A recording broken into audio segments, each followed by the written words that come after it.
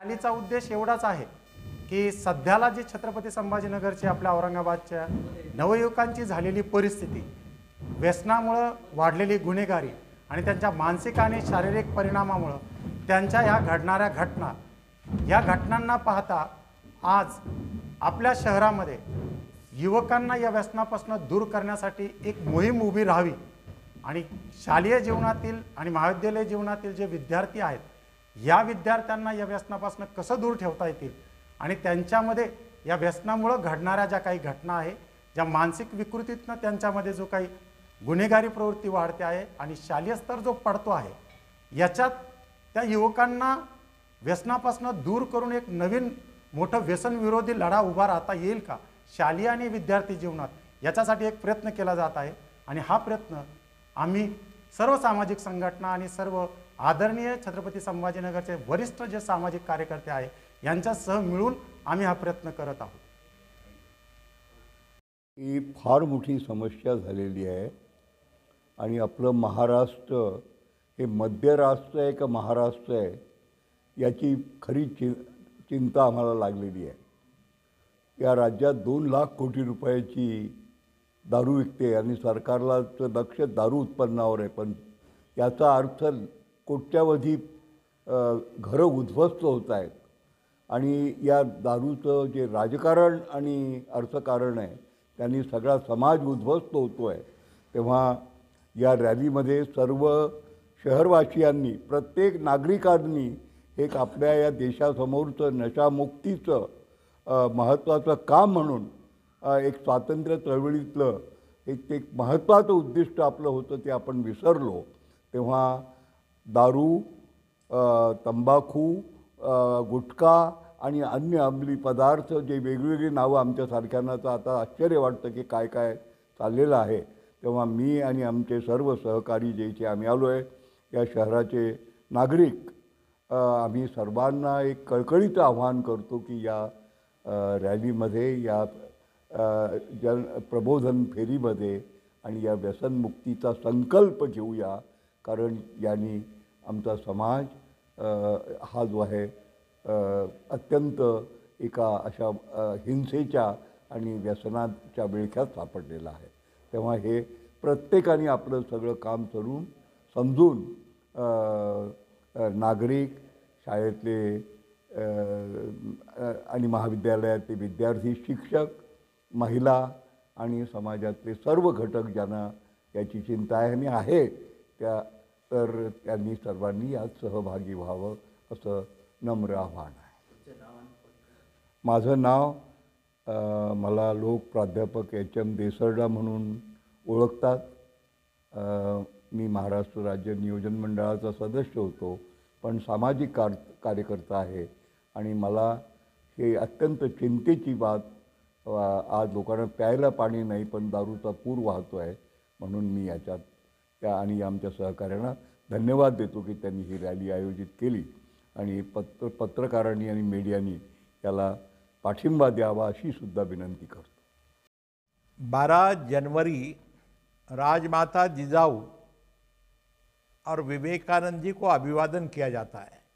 अब इस 12 तारीख को इस देश को, इस समाज को, यहाँ की परिवार को, यहाँ के समूह को, यहाँ के मनुष्य को बचाना होगा, तो उसको व्यसन मुक्त रखना होगा।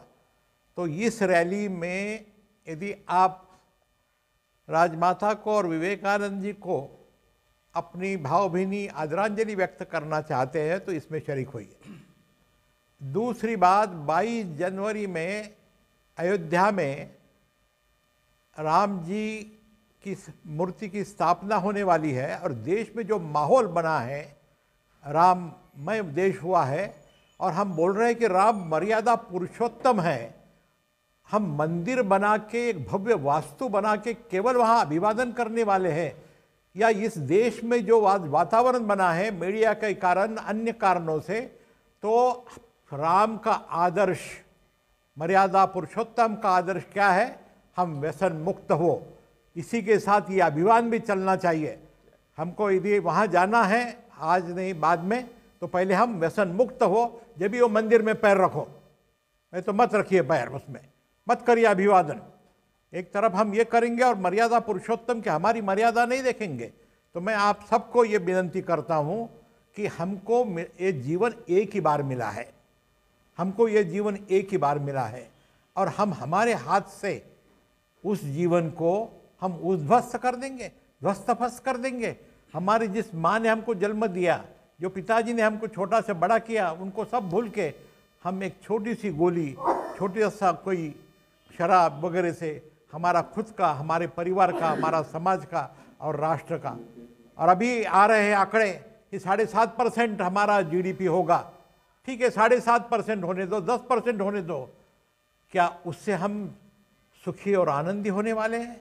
एक तरफ हमारा ये तो एक आखिरी बार पंजाब एक समय इस देश का अनाज का कोठार था, भंडार था।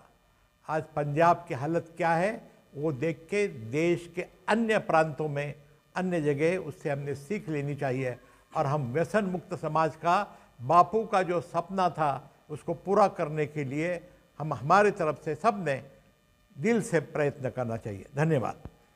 नागरिक बंधू भगिनी आणि विशेषतः युवक वर्ग या सगळ्यांना जाहीर आवाहन करण्यासाठी येत्या 12 जानेवारी ज्या दिवशी आमच्या राष्ट्रमाता राजमाता जिजाऊ जयंती आहे, तसंच विवेकानंदांची जयंतीसुद्धा आपण साजरी करतो आहे।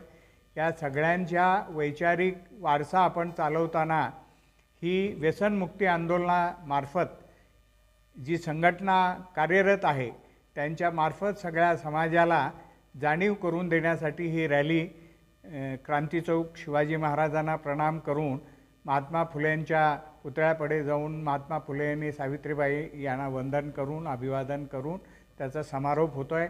यामध्ये महाविद्यालयाचे सर्व NSSचे युवक कार्यकर्ते, विद्यार्थिनी आणि पालक, गावातले ज्येष्ठ नागरिक आणि विविध संघटना या सक्रिय सहभाग घेणार आहेत आणि ही रॅली समारोप झाल्यानंतर वातावरण निर्मिती करून थांबणार नाही, तर इथून पुढे वर्षभर वेगवेगळ्या कॉलेजेसमध्ये संपर्क साधून त्या तरुणांशी संवाद साधणार आहे, त्यांना पटवून देणार आहे की निर्व्यसनी जीवन किती मौल्यवान जीवन आहे आणि आयुष्यामध्ये व्यसनमुक्तीमुळे, व्यसन केल्यामुळे किती आयुष्याची बर्बादी होते।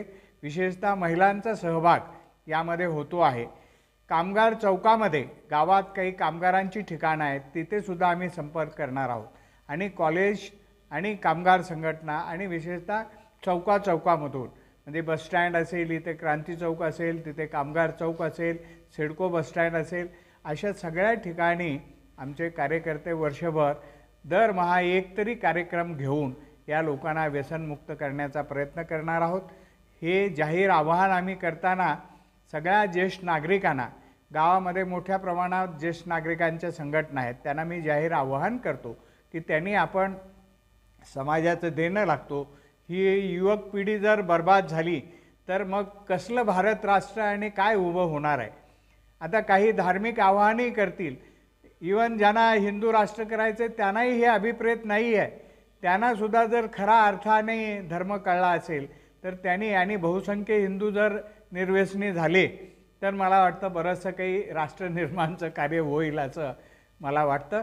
म्हणून आपण सर्व पक्षीय भेद बाजूला ठेवून राजकीय सुद्धा चळवळ आहे। आपण नुसतं असं म्हणू नये की सामाजिक आहे, नाही, ही राजकीय चळवळ आहे।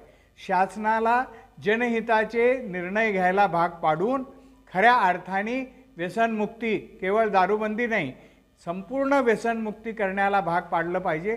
त्यासाठी महिला अग्रभागी आहेत, त्यांचं सहकार्य घेऊन आम्ही महिला बचत गट आणि यांचं सहकार्य घेऊन येत्या 4-5 वर्षामध्ये मला असं आग्रहाने वाटतं की हे शहर व्यसनमुक्त शहर कसं करता येईल। महाराष्ट्र जेव्हा व्हायचा तेव्हा निदान ह्या संभाजीनगर नामांतर झालं तर त्याचं स्मरण म्हणून तरी आपण एक आदर्श घालून द्यावा, म्हणून हे संभाजीनगर येत्या 5-1 वर्षामध्ये व्यसनमुक्त करण्याचा एक संकल्प घोषित करून त्यासाठी राज्यकर्त्यांनी आम्हाला सहकार्य करावं असं जाहीर आवाहन करतो। धन्यवाद।